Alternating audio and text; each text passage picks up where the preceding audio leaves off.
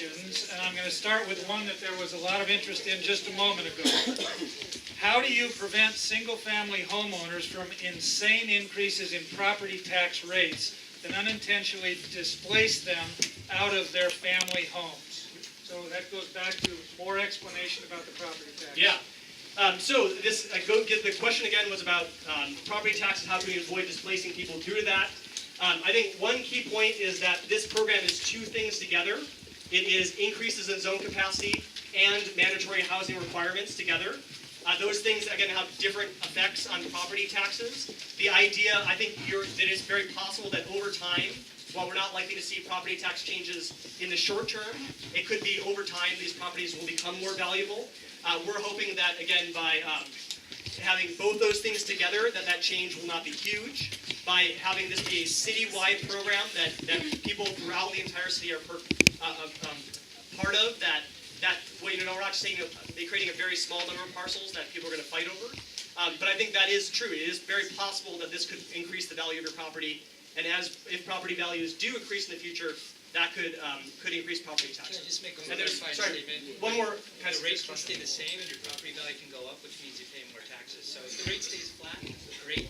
But if the property value goes up, you're going to pay more taxes. That's right. Yeah. So it only will go up if the assessed value of your property. It's a flat rate that applies to everybody in the city. The assessed value is going to go down, and that's just as bad. Yeah. So obviously there are people who are concerned that both they could go up. There are people who are concerned that could go down. We have tried to make it so that it keeps it a little bit flat. Likely, I think that it'll probably stay fairly flat, but over time it might go up because there are more options for what somebody can do with that property. Okay, let me ask another one. This is a little bit longer. You say you want to rezone now because of HALA, which I'm not sure has already been passed, as we are going toward apartment saturation with almost 10,000 new apartments this year and 12,000 in 2018, according to the Seattle Times. It appears that you are jumping the gun in the name of HALA. So it appears to me that the mayor and the city council are potentially colluding with large corporations like Blackstone to rezone our areas, making it impossible to sell to anyone but them at reduced prices. Here. Your question is, your thoughts? Well, thank you for the comment, whoever it came from. Since it's mostly a comment, I won't try and refute it. We're here just to listen. I guess the overall, though, the idea is that, yes, the development cycle goes like this with things coming online and prices going. I think given we as a city feel like there is a significant need for apartments, even though we're kind of at a peak market growth right now, given that the fundamental conditions of this place being a place that people want to live, the increases that we've seen to date, we're going to need more housing going forward. But thank you for the comment. Also, let me say, I know a lot of you are frustrated, and I've heard several of you say that 30 minutes isn't enough for questions.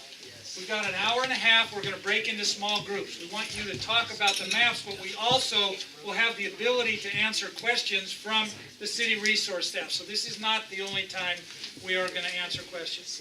Since affordable housing is a citywide problem, why have you proposed a solution whose impact is focused on only a portion of the city's single-family property owners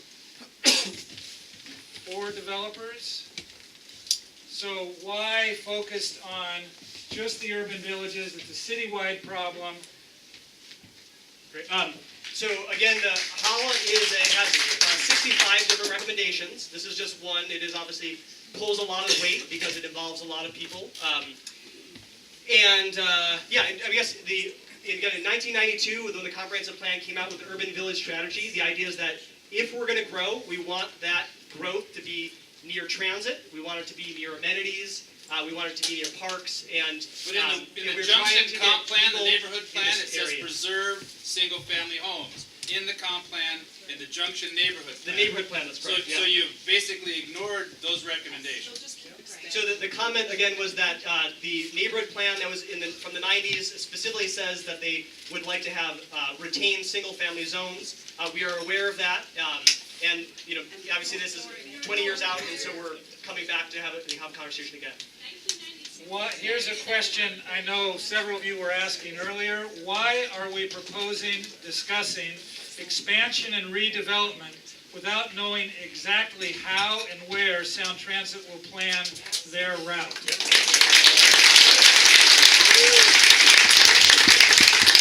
Thank you for the comment. I mean, I guess I'll say that, then we're not, there are areas of the city where there are new light rail stations and the increases are much, much larger. I think this proposal is looking at it as it is, as an area with exceptional transit, but not necessarily a light rail station. You haven't ridden a bus That's really lately.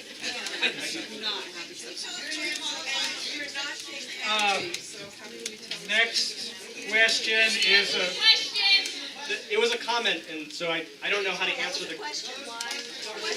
So, I'll repeat the answer for people. So the question was, given that light rail is going to be coming in 2030, should we wait? I guess that was the comment.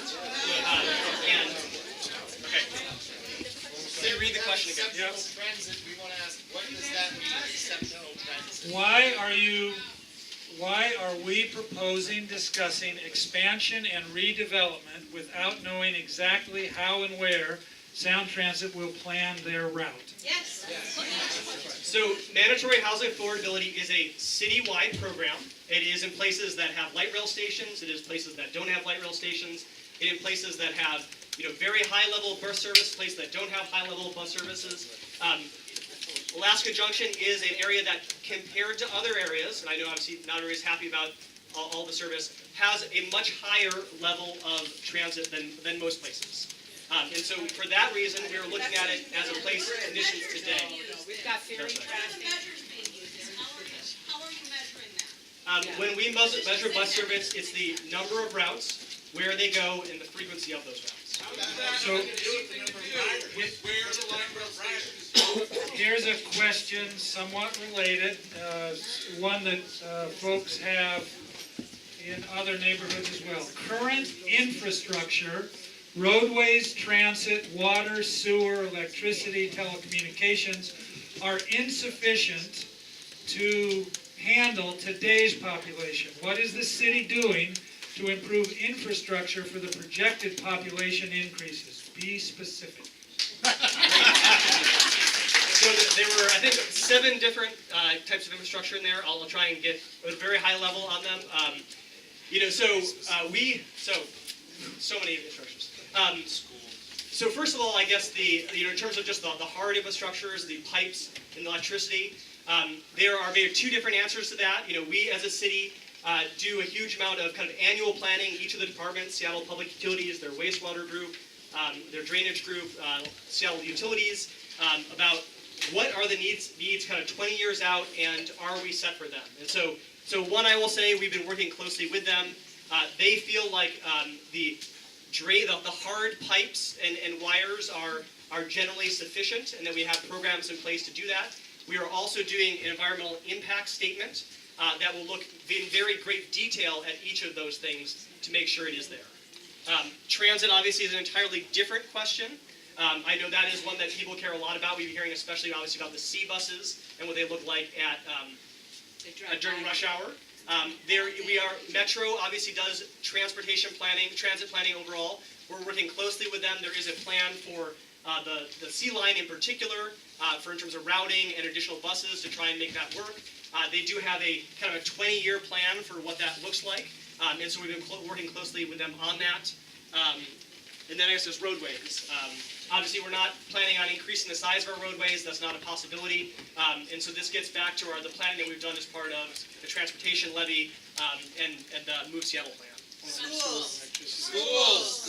So schools planning. We are also working closely with Seattle Public Schools. They're in the middle of planning for their BEX 5 levy. The school district obviously has a big need that is driven primarily by the clear decisions of the state, and also by demographic changes in West Seattle.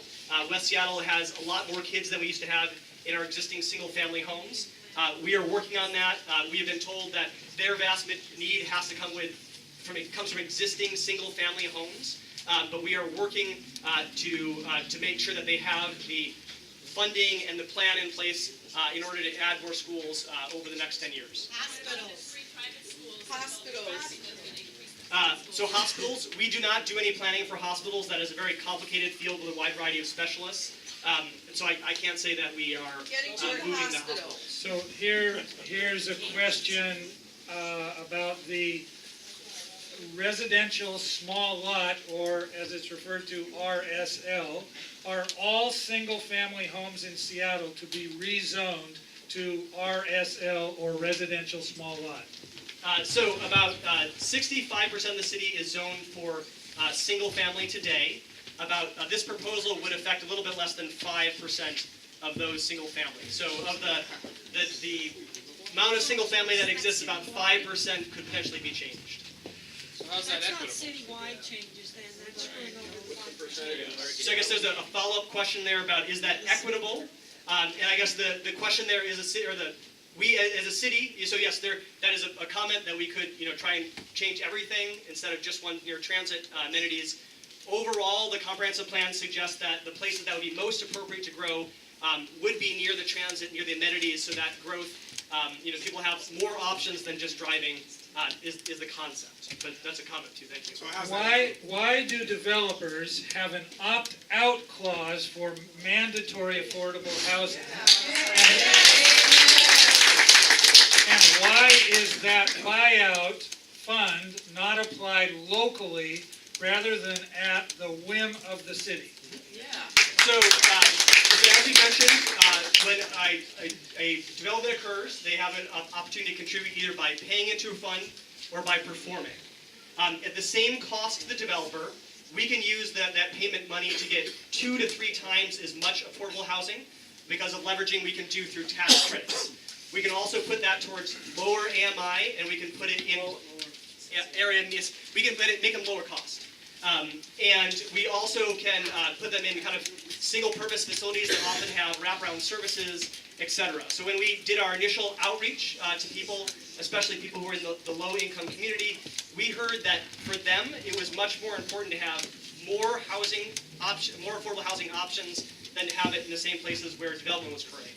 With that said, we are trying to build a program where it'll be kind of half and half. We also heard from people that they want the affordable housing in their neighborhood. So we're trying to balance that so that we'll get half payment and half performance, so that some of the units are coming on in market rate buildings when it occurs, but also so that we get more affordable housing, because that is a pretty critical need. I'm sorry, what is that number? $5,000 per development, or what? What is that number? What is the requirement? The developer. The requirement, the benefit they get for the affordable housing, what is it, like on a lot, which we all live on? Yep. Right, are they paying $5,000, $2,500? What is Yeah. that number? So the question was, what is the requirement? How much would people have to either pay or perform? So in Alaska Junction, the requirement would be that either 6% of units would have to be set aside as affordable, or they would have to pay $13 per square foot of development. And so I guess to put that on a lot, so like let's say you have a 5,000 square foot lot, there are 4 townhouses, they're about 1,250 each. That's about 5,000 times 1,500, that's about $75,000. They're getting a deal. That's how much they're paying. So, It's a one-time charge when they want to get their building permit. How many units has the HMA built so far?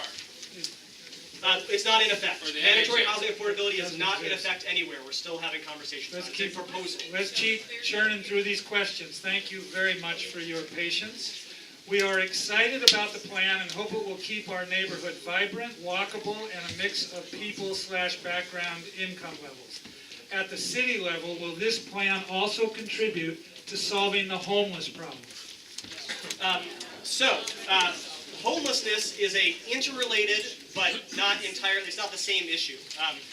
Generally, homelessness is caused by both the cost of housing as well as a variety of other issues. And so some of the units that we will be able to build through payment will likely be for affordable units. But that will have to then leverage other monies that provide wraparound services, such as job training, other things. in order to make that work. So I would say that homelessness is a complicated issue that requires a lot more than just a house, but it is possible that this will help to address that. Will any of the funding go Given towards that supportive housing or permanent housing, those things that actually homeless people actually go directly into, does it go towards any of that? Yeah, so the city has the question first was, will any of this go to permanent supportive housing? The idea that you get people into housing and then provide the services wraparound rather than giving services to try and get them in housing later. So the Office of Housing has a kind of a broad strategy for getting all these things, and they're looking at a kind of portfolio of funding sources to make that happen.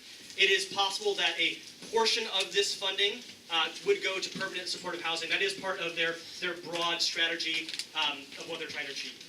Given that the Junction neighborhood has experienced significant growth in recent years, are there options to shift these growth plans to other neighborhoods to share the burden? So that is certainly an option. That's why we're out talking to people. I mean, I think that, yeah, obviously it is. There are other neighborhoods that probably also might like to shift things here, and so that's just the trade-off we have to deal with. But that, that's why we're out talking to people. What will the City Council and OPCD, the Office of Planning and Community Development, do with our input and feedback? How can we most effectively communicate our vision of our neighborhood to them?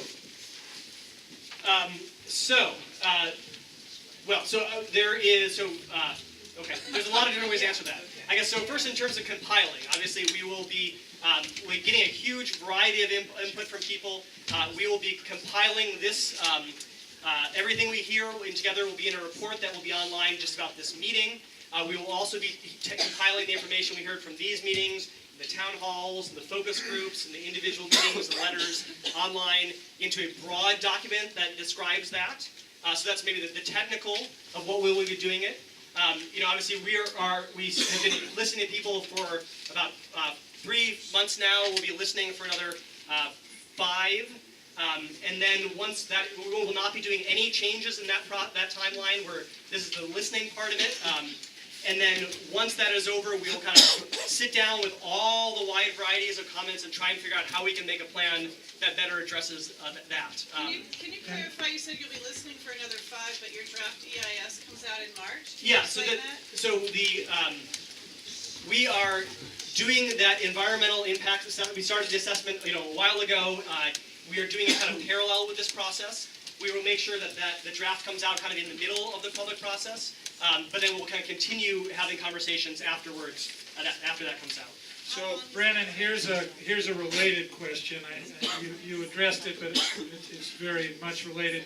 Why have you not updated any of the draft zoning changes to reflect our comments? Yeah, so we are purposely not trying to do lots of iterations of the proposal. That is very hard for people to follow, and it creates a lot of confusion when the proposal changes in the middle.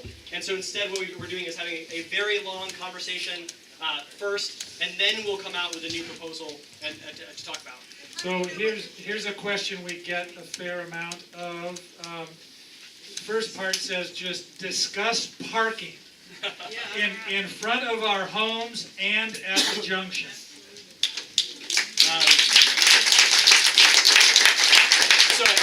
I think that means there's a concern about parking, so thank you for that.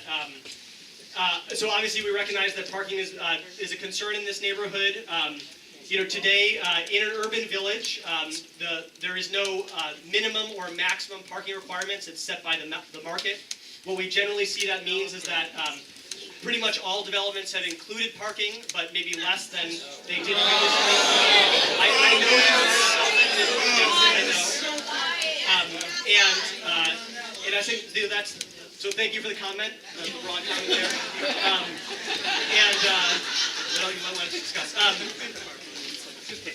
So that's how this proposal addresses parking, I think. Yeah, I guess as we do this, we're looking at our parking requirements, the residential parking zone requirements. We're looking at the impact of this on parking. That will be one of the major things we look at in the environmental impact statement.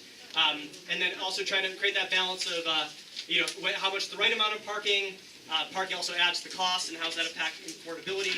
And so we'll be revisiting all those things. Could we ask how many people did not come by car tonight? If you'd like to, how many people did not come by car? Everyone from HALA and everyone else. This is, did not or did come from? Did not. My car. One thing that is happening, developments have parking, they provide parking, but they charge extra to the people that are renting. Because there's no parking, that's what we all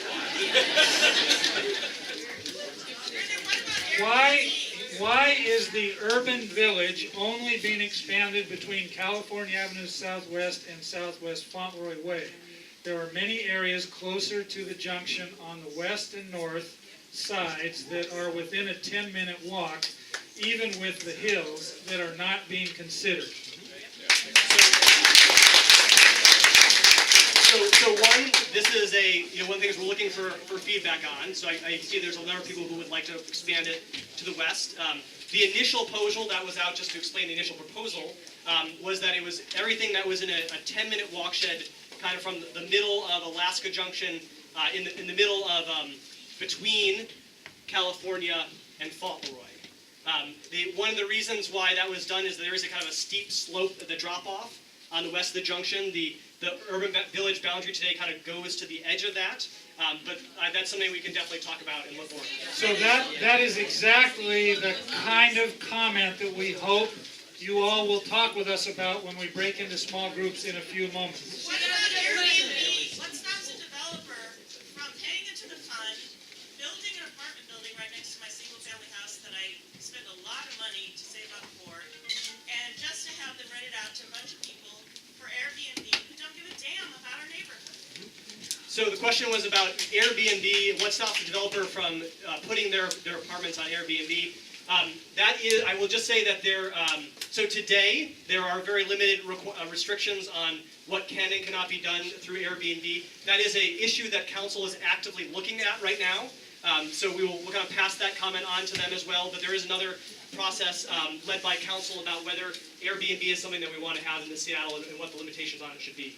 If I could possibly, so I understand your comment, I hear you, but really the Airbnb is a matter of a developer coming in and outbuying someone in the neighborhood who hasn't been there a long time, who is in that position to do that. So I put that comment similar to someone coming in and changing a neighborhood. So I think it's partially Airbnb, but really it's a matter of how many people are in that 5,000 square foot lot that's right next door to you. And so just a comment that growth in general, not just growth that has Airbnb, is a concern.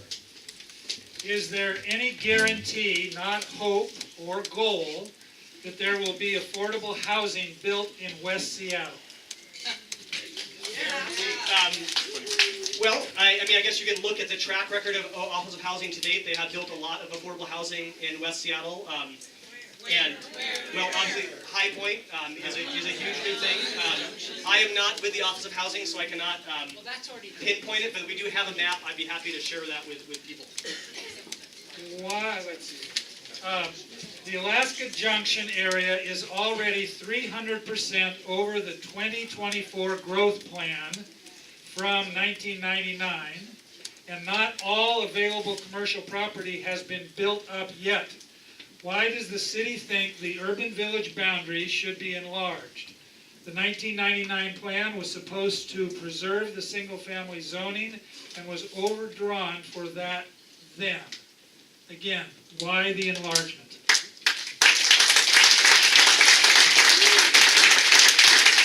So most I would say again, thank you for the comment. That's the kind of thing that we're looking here for.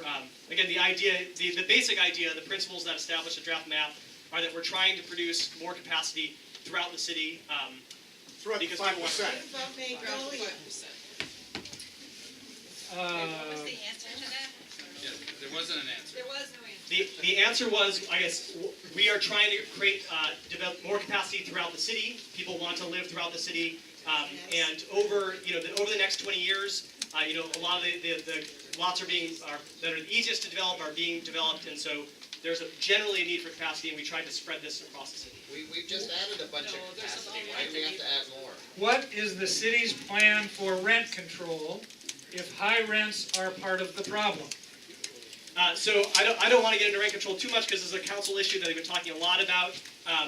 Right now, there is no proposal for rent control. There's been a lot of discussion about does it do more harm or does it do more good? And I think city council at this point has felt like it does more harm than it does good. But I'm not the expert on rent control. That's just what council has been thinking. Excuse me, can I say something? I'm a landlord, and your city council and the attorney general of this state have now come, the city council's working on a bill, and the AG of this state has said that a landlord cannot discriminate on renting to a person who's a convicted felon. So if you're a homeowner, or if you're a property owner, whoever's going to be building that property, rental property, they're going to be limited on how they can screen for people to rent to, whether or not they're convicted felon or not, and it can be considered to be a discriminatory practice. And so the landlord's not going to have any protection if someone in that building gets hurt or someone is a convicted felon. But yet the landlord is going to be liable.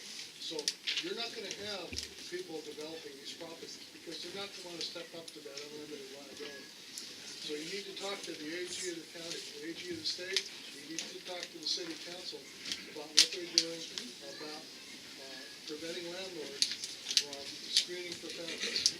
So just a comment there, that a concern in the state of Washington, you can't discriminate against somebody as a renter because of their past criminal record. So just a concern there. Attorney General just sued several landlords in the Union area. Is the HALA agreement binding with all developers? Can't developers who didn't sign sue to get out of any affordable unit requirements? So I guess the HALA committee recommendation is not binding in any way. So I guess the question really is, can they sue? And yes, somebody can sue, like for anything, if they think something is illegal or unconstitutional, they can try to sue. But we don't think that will be a problem. So we'll do maybe another 5 minutes, Brennan, and then we will continue to answer questions when we break into small groups, but we're going to do that in about 5 minutes. Are DADUs, and you'll need to explain that to folks, subject to fee? Some say yes, some say no. So the acronym DADU is Detached Accessory Dwelling Unit. In a single-family zone today, you can build a detached accessory dwelling unit, a small unit in your backyard. It can be as much as 800 square feet. It can be as high as, I want to say, 16 feet tall with plus a roof on top of that. And then the question was, in the future, and I'm assuming this is if the property is rezoned, would they pay an MHA fee on that unit? And that is an open question. That is the kind of thing that we're looking for feedback on. How can you justify changing a current single-family zone to LR3 or low-rise 3? 2 jumps or bumps. So I don't think there's any of that in Alaska Junction. There are a couple other. Is there? Is there one little place? Okay. So I guess that I'm not sure which one that is, but I think it's 30 seconds. Okay. So I guess there's a place where there is mid-rise zoning, which is up to 65 feet, right next to single family. And the concept for the proposal was that it would create a transition so that going from the mid-rise down to the adjacent neighborhoods was the principle. But you've got single family going to L-rise too.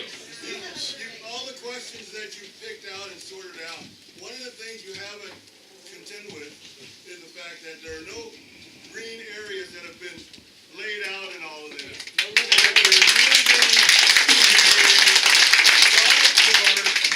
Counting the golf course as a green area. Yeah, yes they are. Where's the open space? And so, and with all this expansion, where are the green areas going to be? Where are the parks going to be? Where are the people are going to be able to go and do the things that we like to do in this area? So, a concern about where are the green spaces going to be? Concurrent with this proposal, the Seattle Parks Department is updating their development plan. They have done kind of analysis of areas of the city that what green space exists, what doesn't, and then have tried to look for areas that need green space, focusing on based on kind of distance people travel and focusing that on urban villages. And so that will be leading to their help to inform their acquisition plan about more where additional park space should be. Can't you coordinate with them? We are. Well, then how come you can't give us any answers? Then how come we're being upzoned without the green space? So I guess or there's farmers an thereof? interest in me pinpointing areas. Is that what you're saying? Yes, Or a percentage. Yeah, so unfortunately, I cannot pinpoint a specific parcel. That's not how it works. They have to negotiate with property owners to buy parks. as far as we know, there isn't one except possibly the triangle that they also said is a parking space for the building, apartment building that built with no parking. But I've heard the triangle down by the beverage place and stuff, that's not a walk zone. Okay, The city is. I promised you when we started that we would have a good hour and a half to engage in discussions with small group and continue answering questions. Let me just speak to the fact that we have a stack of questions here. There is a lot of duplication of questions, but secondly, we will write up the questions that we didn't have time to get to right now, and we will provide answers through city staff, and we will provide that summary on a website, and we hope you will leave us your email address so we can tell you where to find that summary. Let me talk now about how we're going to divide up the conversation for the rest of the evening. One question, when will that be provided? Because there hasn't been the feedback from Shelby yet. Right, so it's going to be probably a month out, given the number of these that we're doing. So here's how we want to organize this, and my apologies. There is so much interest in your community that you've overwhelmed the size of the room here, so it may be a little chaotic for the next 10 minutes. But here's what we want to do. I think we'd like to not be separated. There are 2 rooms back in that corner on this floor, the Nelson room and the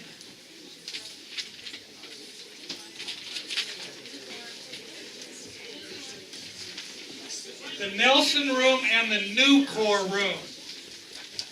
If on everyone's name tag, you should have a number. The number is how you're going to know which table to go to. People who have numbers 8, 9, and 10 are in the 2 small rooms back in the far corner to be facilitated by folks from Makers. Group number 8 is in the new core room, and groups number 9 and 10 are in the Nelson room.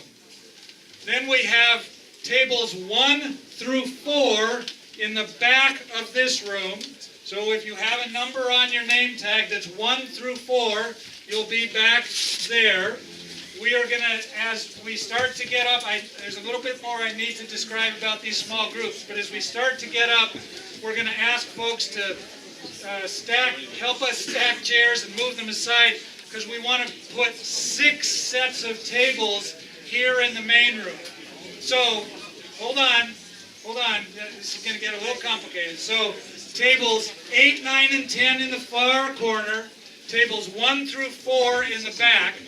So, tables 5, 6, 7 are going to be here in the main room.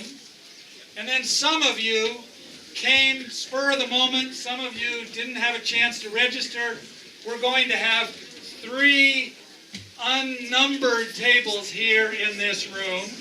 And we'd like you to kind of spread yourselves out and have conversation. You'll have directions and questions and maps that exist at the other tables for those of you who don't have a number, or if you have number 0. Number 0 or no number are those 3 unnumbered tables. Last thing, hold on. let me just very quickly talk about what we have been saying about these small group conversations at each of the workshops. Number one, we are not trying to reach consensus. There will be different points of view. The facilitators have been told to record those. So if there is consensus, we want to hear that and know it, but we're not trying to drive to consensus. Number two, we want everyone to be respectful of different points of view. I know a lot of you share common views. There are folks here with some different views, and we want folks to be respectful of those different points of view. And thirdly, if you would use just common courtesy we use with each other, one conversation at a time, don't talk over each other. That's all I need to say. So, 1 through 4 at the back.